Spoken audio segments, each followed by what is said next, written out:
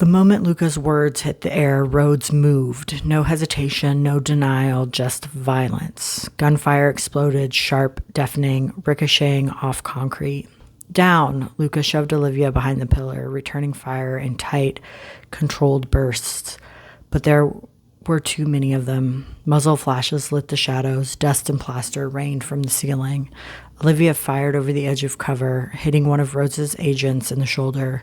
Luca dropped another.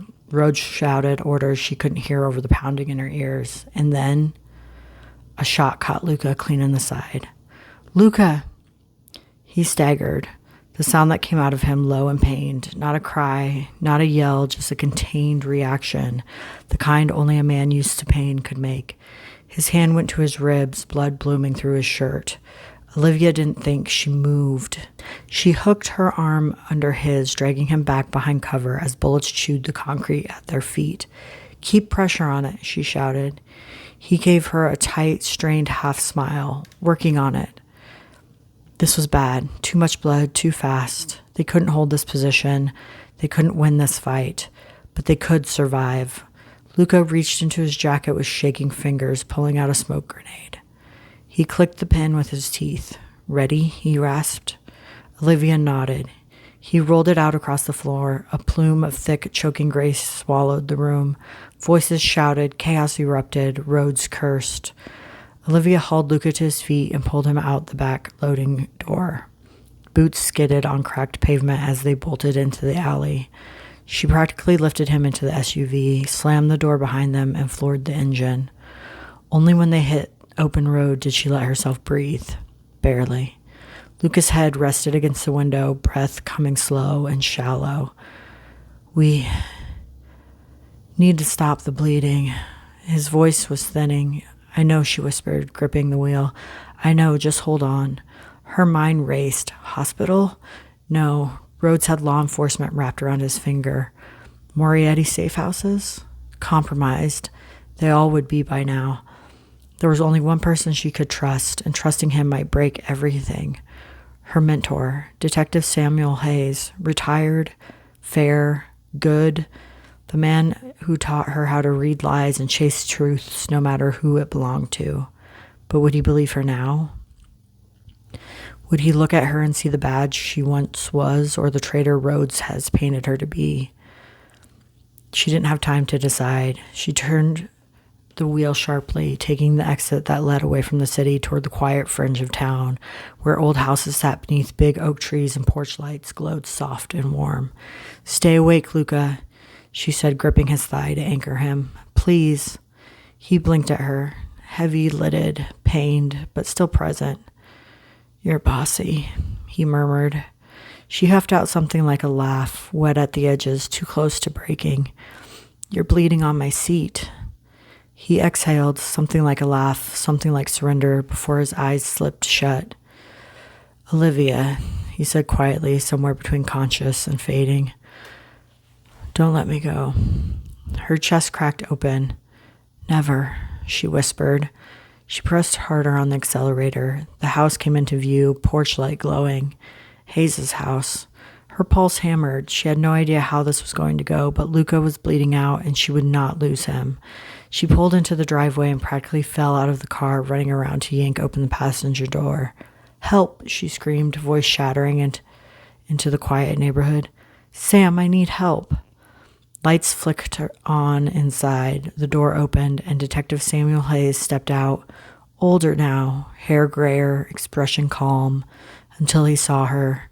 Then his gaze dropped to Luca's blood-soaked shirt. His jaw tightened. "Inside," he said. "No questions, no hesitation, just trust." Hayes' kitchen wasn't made for battlefield medicine, but it became one. Olivia cleared the table in seconds. Stacks of mail and coffee mugs clattered to the floor while Hayes rolled Luca onto the wood, his movements steady and sure. He didn't ask how Olivia had gotten here. He didn't need to. He only said, "Get me towels, hot water, and the whiskey, top cabinet." Olivia's hands shook, but she moved fast, returning with everything he asked for. Hayes tore Luca's shirt open, revealing the bullet lodged deep in the slow, frightening bleed. "Hold him," Hayes said. Olivia pressed her hands to Luca's shoulders, her fingers slipping against his warm, damp skin. His eyes fluttered open just long enough to find hers. Glassy, pain-hazed, but still him. "Stay with me," she whispered. "Please." His lips parted like he wanted to say her name, then he went under again. Hayes began to work. Olivia talked while the world spun. She told him everything. The warehouse, the kiss, the task force, the mole, the safe house, roads, the bullet, and the running. Her voice broke on the last part. "And I love him," she whispered, the words trembling loose like she'd been holding them in her teeth for days. "I didn't mean to. I didn't want to, but I do. I love him, and if he dies..." She couldn't finish. Hayes didn't stop working, didn't flinch, didn't judge. He only said, calm and quiet, "Then we don't let him die." It took 40 minutes. 40 minutes of blood-soaked towels, clenched teeth, and Olivia's heart beating so loud it filled the house. When Hayes finally dropped the bullet into a metal mixing bowl with a soft clang, Olivia had to grab the counter to stay upright. "He'll live," Hayes said. The world exhaled. Luca woke hours later with a sharp gasp. He bolted upright, eyes wild, breath ragged, and the second he saw Hayes leaning near him, he lunged, scrambling off the table, stance ready to strike, though he could barely stand. "Easy." Hayes held his hands up. Luca wasn't hearing him. Pain, blood, survival. His body only understood the threat. "Luca." Olivia's voice hit the air like a crack of light. He turned so fast he swayed. And when he saw her, alive, whole, and close, something in him broke. "Olivia," he breathed, voice raw, barely a sound. She crossed the space and caught him before his knees buckled. He pressed his forehead to hers, fingers gripping her arms like he needed proof she was real. "I thought..." He couldn't finish. His voice broke. "I know," she whispered, her voice breaking too. "Me too." Hayes quietly stepped back and gave them the space of 1,000 unsaid things. Luca's hand slid to her jaw, thumb brushing her cheek like she was something precious. Olivia leaned in, letting her forehead rest to his. "You scared me," she whispered. "You're the one who left," he murmured back. "You told me to come back," she said. "And you did," he breathed, like it meant everything. It did. They didn't need more words, they just needed each other. They slept in Hayes' spare room that evening, Luca's arm around Olivia, Olivia's face tucked in his chest. Hayes sitting in an old rocking chair in the hallway, shotgun across his lap like an old sentinel. For the first time in weeks, there was stillness. Then, at 3:17 a.m., the door shattered. Boots thundered through the front hall. Rhodes's voice cut the dark like a blade. "Carter, come out." Luca was awake before Olivia could move. Hayes was already on his feet. Olivia stood between them. 3 breaths, 3 shadows, 3 blades of resolve. They weren't running anymore. They were making a stand. The door splintered inward with a violent crack, wood flying like shrapnel. Rhodes's agents flooded the entryway, rifles raised, flashlights cutting through the dark. Olivia's pulse slammed into her ribs. Fear, adrenaline, focus sharpening like a blade. Luca pushed himself to his feet beside her. He shouldn't have been standing. His side was still bandaged, blood already seeping. His breath came ragged. Every inhale a wince. He tried to hide. But he stood, because Rhodes was here. And this wasn't just survival anymore. This was war. Hayes didn't freeze, didn't hesitate. He shifted his grip on the shotgun and fired. The blast echoed through the house, taking the first agent off his feet. Olivia moved with him, diving for the fallen agent's sidearm, rolling behind the kitchen island for cover, returning fire. Luca didn't join the gunfight. He didn't need to. His target was Rhodes. Rose stepped through the doorway, calm as if he were walking into a briefing room, not a battlefield. "Moretti," Rhodes called, voice steady. "Let's end this." Luca's hand pressed hard to his bleeding side. Pain flashed across his face, jaw tight, but he didn't stop moving. He advanced, slow, measured, predator in pain. You should have stayed buried, Luca growled, voice gravel and fire. Rhodes smirked. You fell in love. That's what did you in. Luca's eyes burned. No, that's what's going to save me. He lunged. Hayes moved like he never retired, firing, reloading, ducking behind the doorway frame with practiced efficiency. Olivia covering his flank, dropping an agent who tried to angle toward the hallway. The house shook with the fight. Shouts, impacts, the sharp crack of gunfire, the scrape of boots, splintering wood. Olivia risked a glance and her heart lurched. Luca and Rhodes were locked in close combat. No finesse, no control. Brutal. Rhodes slammed a fist into Luca's wounded side. Luca gasped, knees buckling, pain rippling through him like lightning. No, Olivia shouted, but Luca didn't fall. He caught Rhodes's arm and drove him backward into the dining table, the wood splintering beneath the impact. Rhodes swung again. Luca blocked weakly, pain stealing his strength, and Rhodes got him in a chokehold, arm locked around Luca's neck, squeezing. Olivia fired, a clean shot grazing Rhodes's upper arm. He screamed and staggered back, grip breaking. Luca collapsed to one knee, one hand bracing on the floor, blood dripping between his fingers. Get up, Olivia breathed. Not a command, a plea. Luca looked up and something ignited behind his eyes. He pushed to his feet, slow, agonizing, but unstoppable. Rhodes charged. Luca caught him. The two men crashed into the wall, framed photos shattering around them. Luca twisted, teeth gritted against the pain, and slammed Rhodes's head into the drywall. Once, twice, the wall cracked. Rhodes wrenched free and grabbed a kitchen knife off the counter, swung.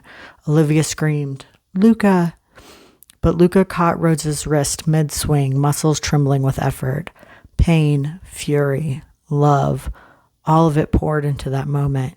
He forced Rhodes's arm downward, the knife clattering to the floor. Rhodes staggered. Luca didn't hesitate. He drove his fist forward. One final, exhausted, devastating strike. Rhodes went down, hard, unmoving. The room went silent except for breathing, ragged and uneven. Olivia dropped her weapon and ran to Luca. He sagged into her arms, not collapsed, just finally allowing the weight to hit him. You're hurt, she whispered, hands pressing to his side. He let out a shaky breath, forehead dropping to hers, voice rough. You're safe. That's all that matters. Her eyes burned. You idiot, she whispered. Your life matters too. His lips curved, faint, pained, but real. Hayes kept watch at the door, battered but alive. Agents lay bound or unconscious. Rhodes lay defeated. They had won, but at what cost? Olivia tightened her arms around Luca, holding him upright. We're not done, she murmured. We still have to clear your name. Luca's voice was weak, but sure. We will. He pressed his lips to her temple. And we'll do it. He breathed. Together. They didn't take Rhodes to a precinct. They didn't trust the system anymore. They went somewhere louder. They went to the press. The local news station's lobby erupted the second Luca and Olivia walked through the doors. Him in a blood-stained shirt, her with raw wrists and fire in her eyes, Hayes behind them like a wall of steel. Reporters swarmed, cameras flashed, everyone shouted. Olivia didn't flinch. She stepped up to the podium in the briefing studio, lamps hot on her skin, Luca behind her, hands steady on her lower back, even with pain flickering across his face. She looked straight into the camera. My name is Detective Olivia Carter, she said, voice steady, and I have evidence that Captain Thomas Rhodes has been working with organized crime for over 3 years. The room went still. Hayes placed the flash drive on the desk beside her, the recording. The fight, Rhodes admitting everything, the attempted framing, all of it. This is not just corruption, Olivia continued. It's betrayal of the public, of justice, of the officers who risk their lives every day, and of me. He tried to kill me, he kidnapped me, and he targeted Luca Moretti to cover his tracks. She stepped aside. Luca stepped forward, slow, stiff, his side clearly aching, but unbroken. I don't expect forgiveness, he said simply. I don't want a clean slate, but I won't let my name be the shield for someone else's crimes. I helped internal affairs to stop Rhodes, and Olivia helped me survive long enough to do it. A reporter dared to ask, are you two, together? Olivia didn't look away from the cameras. Yes, she said. Luca didn't look away from her. Always, he said. The room erupted, but they were already walking out. After the press storm, after statements, after turning Rhodes over to the feds, they returned to the cabin. Not to hide, but to breathe. The world wasn't hunting them anymore, just watching. Luca collapsed onto the couch, exhausted, pale, breathing shallow but steady. Olivia sat beside him, her head against his shoulder, his fingers resting warmly and heavy against her thigh. Neither spoke, not for a long time. The quiet wasn't empty, it was safe. Eventually, Olivia whispered, I thought I was going to lose you. Luca's eyes closed, lashes dark against his cheek. You almost did. Her breath caught. His fingers curled into hers, not tight, but present. But I stayed, he murmured, because you called me back. She leaned closer, forehead against his temple. I love you, she said again, not desperate now, just real. I don't care what comes after this. I don't care how complicated it gets. You're it for me. Luca exhaled, slow, like the words were a balm. He lifted her hand, pressing her knuckles to his lips. I love you too, he said, quiet, unguarded, the kind of softness he had never allowed anyone to hear. She settled against him and he leaned into her, both of them feeling the weight of everything finally shift. Not gone, but shared, and for the first time in a long time, they rested together.